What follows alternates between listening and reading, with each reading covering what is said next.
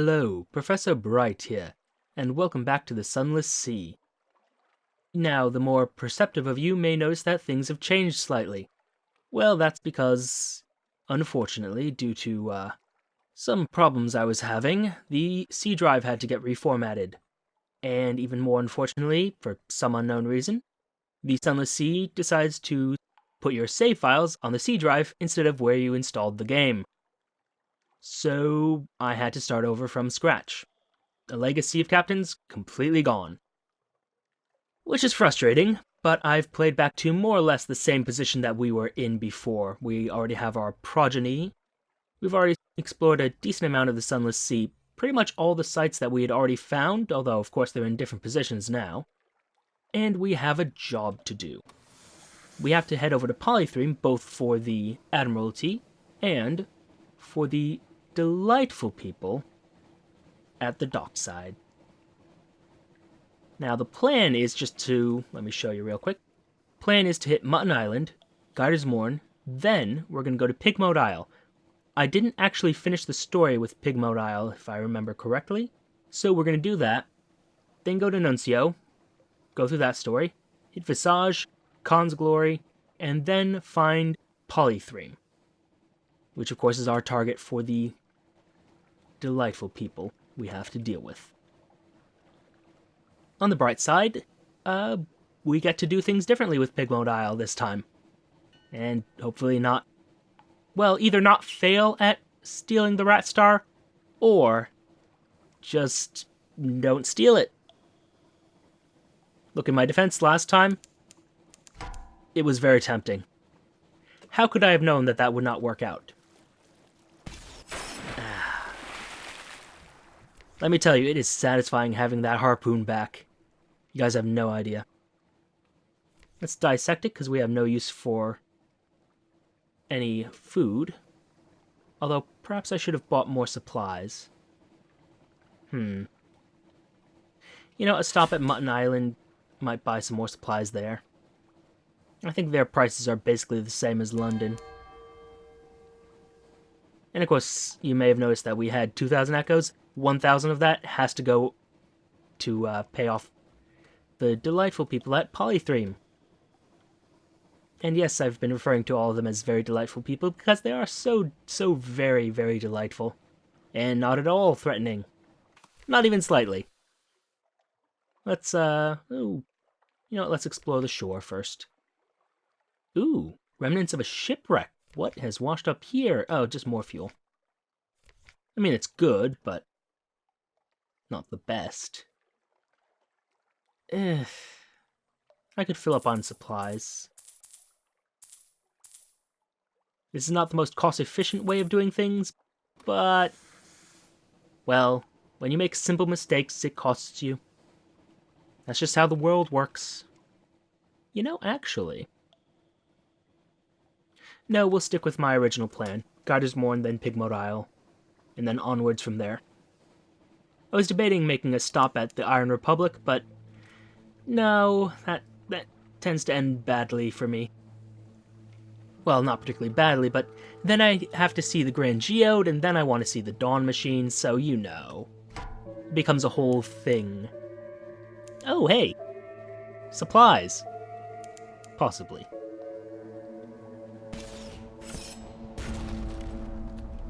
And let's see what we can do with you.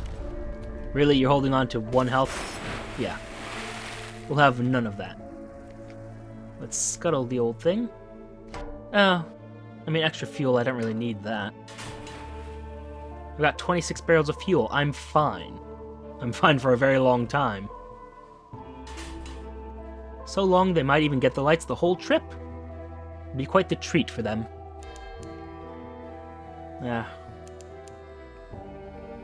Oh, actually, just occurred to me, I haven't spoken with the crew yet. And by crew, I mean officers, because of course the crew can't speak. Didn't hire them to talk. Hired them to shoot things like pirates. And occasionally, you know, mutiny. But, you know, that's just sort of what they do. Hey buddy, how you doing? Yeah, I'm just gonna stay right behind you. And, yeah. That's how this is gonna go. Look, you're the one who was in the fog bank. Don't blame me for your poor tactical decisions. Yeah. Now you're trying to fight back? I mean, really, guys, come on. Come on. Just sink already. You know you want to. And... They just keep throwing more fuel at me. Now, I have gone way south of the goal. My bad. But they might have valuable things. You never know. Can never tell. And let's just head on along. You know, I really need to get better engines, I think. I think that's going to be my next priority. And I know if I speak with the genial magician, who I believe I have hired. Yes. Genial magician or the tireless mechanic. Both of them give me upgraded engines, so I think that's where we're going to go next. But that'll be a future trip. I want to talk to all of my officers at once, and just sort of start their whole deal, their whole story. Just so I can deal with everything at once, or try to. We'll see how that all works out. Now, Guider's Morn. Let's explore it real quick. The view from above. A high place, the sea like a rippled sheet of night green jade. The roof of the neath above bellied with stalactites and pricked with false star. Look out across the water. What are you thinking of? Yeah, I'm certainly not going to pray to one of their gods. Heathen gods that they are. I guess we can think about our future. From up here, your future looks glorious, if not exactly bright. Better days coming. You are the captain of your ship, but never the captain of your fate. One day, though. One day. We shall see. Now, let's see about these rumors of a pirate poet.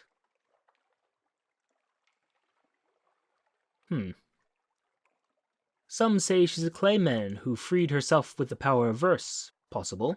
Others insist that she's the personal muse of the king with the 100 hearts. Unlikely. One claims she sails on a living ship made of the still screaming skulls of her victims. More sober voices mutter that no, it's just an Alcaeus-class vessel. Whatever the truths, few have fought her and survived to tell the tale. Only the bravest of captains risk the lonely parts of the sea where her flag is said to fly. We're going to have to keep an eye out for that. That sounds like it could be a very interesting story. And gathering intelligence, unfortunately my crew is not very good at keeping hidden, so one of them got themselves stabbed. Oh well. That's actually a terrible trade now that I'm thinking about it. I think the port report's only worth 10 echoes, plus the fuel is 10 echoes, and costs me 30 echoes to get replacement crew. I mean, I usually get them 3 at a time, so I guess it works out to be profitable, but still. Still. Oh yes, and there's some moral concerns about what value you put on a person's life and all that silliness, but more importantly, it's costing me money. And... oh, this is where those little sharks like to hang out, and eels. Technically the albino moray, but we all know they're eels. Giant eels. Terrible, terrible creatures that they are.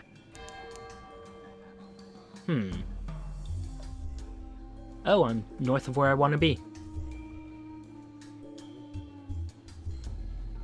And there she is, I think.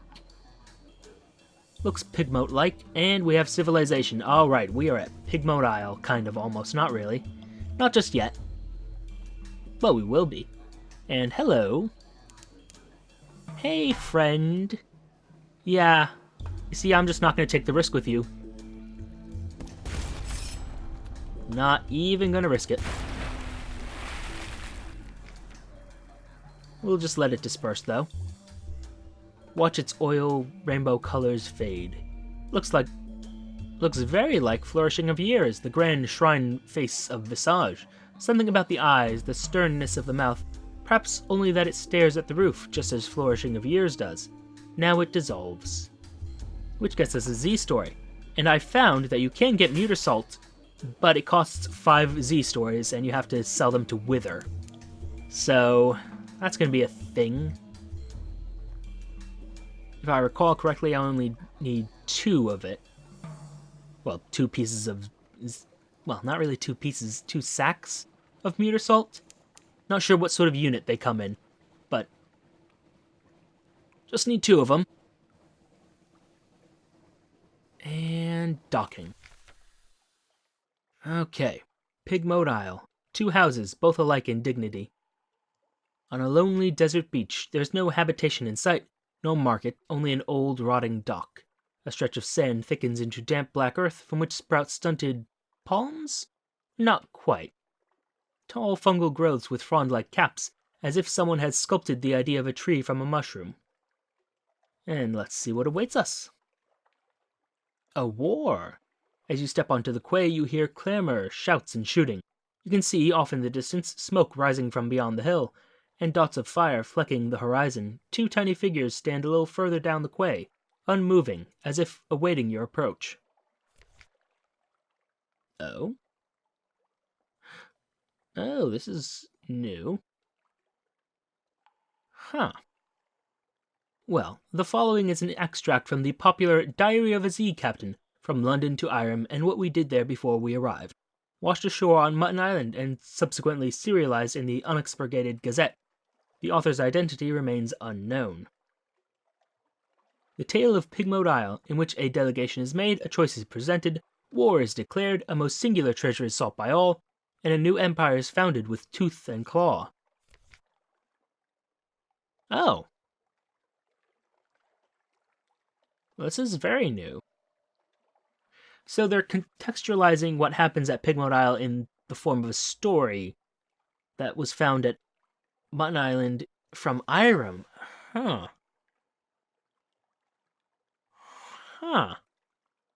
Well, we shall see what this turns out to be.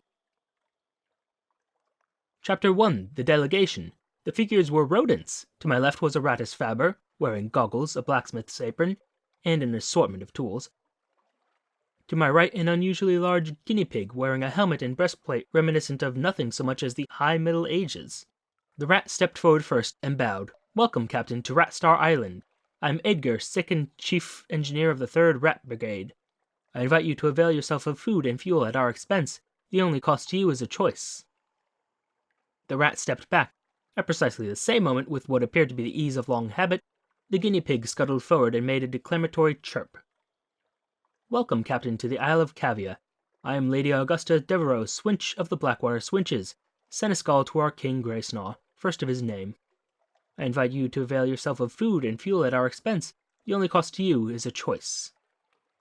The 2 stood at attention, looking at me expectantly. So this is basically the same as before, just different context for it.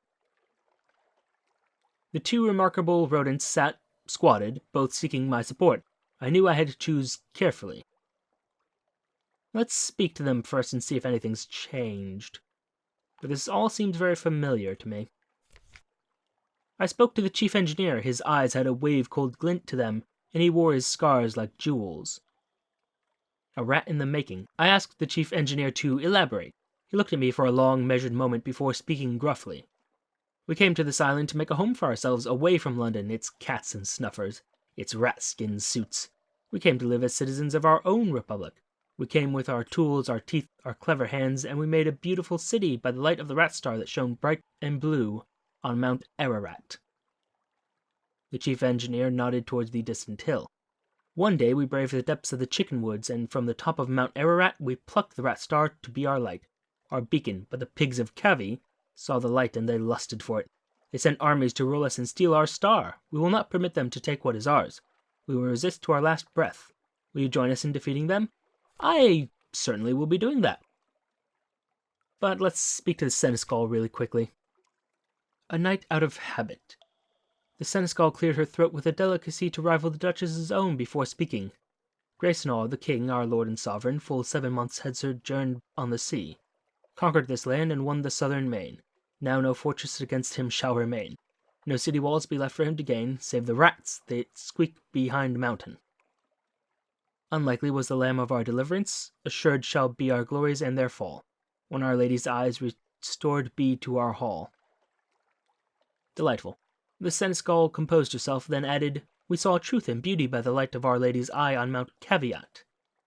But the rats, with their guns and their chatter and their peasants' politics, stole it from us. We will subjugate them and take it back. They are a rabble, and we will rule them with the steel-shod velvet of our paws. Will you join us? Oh, certainly not. We've heard more than enough. I was ready to make my choice. As you can well imagine, I faced quite a dilemma. Their red eyes stared up at me, waiting for my choice. I mean, we all know that attempting to broker peace is pointless, but we can do it anyway. Surely their commonalities were more numerous than their differences. Perhaps I could help them get along. My words helped them reach agreement. The chief engineer and seneschal shared a look, then regarded me with scornful amusement. Yes, smirked the chief engineer, you're obviously much cleverer than us. Oh, much, murmured the seneschal. You clearly know us much better than we know ourselves. Apparently, idealism would not help here. Fair enough. We sided with the chief engineer. He seemed grumpy but honest. Also, I knew all too well what rat-made weapons can do. Friend to rats, I extended a finger to the chief engineer, who shook it grimly. The seneschal hissed and chattered her teeth in disgust, but kept her distance. You made the right choice, said the chief engineer. Let me show you around. Chapter 3, A Rat in the Making. The chief engineer led me to the northern side of the island, skirting the chicken woods. We passed through a number of what can only be termed checkpoints, as fierce-eyed rats shouldered their derringers and saluted the chief engineer. Soon we came upon a small colony, smaller than some of the infestations I had encountered in London flats. Perhaps only 50 ratus faber altogether, working diligently to fortify their side of the island. The first thing I noticed was a brilliant light, beaming out from a stump of chickenwood about 6 feet high. It bathed the whole settlement in a clean blue glow, and was almost too bright to look at. By its light I could see several raised mounds of earth, suggesting shallow tunnels. An efficient fishing operation was set up by the water, an albino rat mending nets while others stabbed sharpened sticks into the waves. Further inland was a barracks where a sergeant barked drills at a small squadron of fighters. My arrival drew attention, and several rats paused in their work to look at me curiously. Welcome to Murinia, said the chief engineer, voice warm with pride. It's not much to look at now, but it will be once we've rousted the cavies. Take a stroll around while I summon the war council. With that he vanished into one of the mounds and left me to explore. Might as well see if anything's changed. I visited the rats' barracks. The drill sergeant appeared to be sizing me up. Were the few rats around here really all she had to launch an attack? I approached the drill sergeant and went so far as to salute her, which earned me a grunt of satisfaction. The sergeant dismissed her troops and offered me a bit of chickenwood jerky to gnaw on. There's more of us below ground, she explained, but not enough. The cavies are bigger, and there's more of them. We're better with weapons, but I haven't got the stuff to make 'em with. Most of us came here as stowaways and brought nothing but food, tools, and the fur on our backs. We can fish and we nibble the chickenwoods, but we can't make guns out of trees. The cavies came with their own steamer and seem to have endless supplies.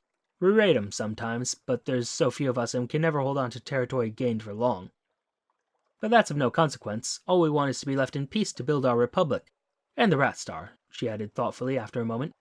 Of course, we want that too.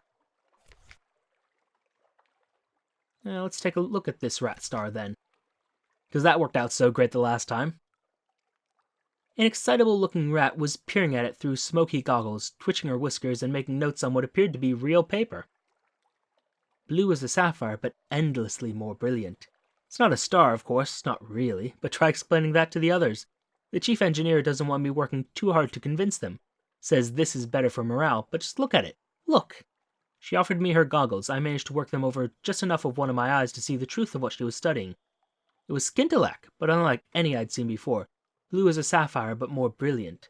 Something about the clarity of its color was tremendously soothing. The chief science officer tittered with pleasure as I handed her goggles back. Those of us who've been to the Cavy side of the island and live to tell it says there's plenty of glow there, plenty of bright in the water all around. But nothing like this. We took this from the island's center, Mount Ararat, only it's not a mountain, of course. Any more than this is a star, it's hollow. There's sweet water inside and coral crawling up the walls of it, but nothing that glows save this. It's ours now, and no one can take it from us. Fair enough. Let's head down to the beach. Who ever heard of a rat mending a net? Where the green billows played, an albino rat smiled up at me from his mending work, looking dainty and a little shy. Chickenwood floats, especially when it's dried out and sealed, so we're able to paddle out a bit and cast our nets. We come up with all sorts of things, blind fish, crabs, sometimes a chunk of broken tentacle. But the fishing would never be so good without the rat star, he beamed. I think it only draws good fish and keeps the scary ones at bay. I know the chief science officer doesn't believe it, but I do. That light is our livelihood. Yeah. I'm not going to steal it this time. I finished my exploration. The bells of the War Council rang. I was summoned. 61% versus a 55. Not much of a difference there. Well... Let's offer our strategic assistance. But first, the chief engineer emerged from underground with a motley assortment of other rats. He introduced them as weapon experts, strategists, and field commanders. So you're going to help us beat the Cavies, he said, a hard edge to his voice, but how exactly? I think we're going to offer our strategic assistance. We engineered a distraction that the LBs could use to plunder the Cavies' ship and turn the tide in their favor. Let's be subtle about it. And that looks like a success to me. A questing beast. I dressed up... Okay. I dressed up one of me sailors in a mess of shabby cloth smeared with prisoner's honey and instructed him to roll around in the black earth of the island. Soon we had a glorious mud monster to send thrashing through the chicken woods towards the Cavies. The distraction worked perfectly. The Cavies diverted their force towards our makeshift beast, leaving the rats with very little opposition as they plundered the grounded ship. They returned triumphant, as did my sailor, laughing, having led the Cavies a merry chase. Within a few hours, the rats' diligence had resulted in the building of a remarkable cache of weapons with which they successfully routed their enemy. The rats, ever egalitarian, shared their spoils in addition to the promised food and fuel.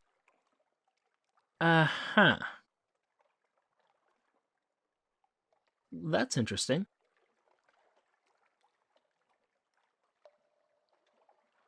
Very interesting. So, we have new qualities that seem to be changing the island itself.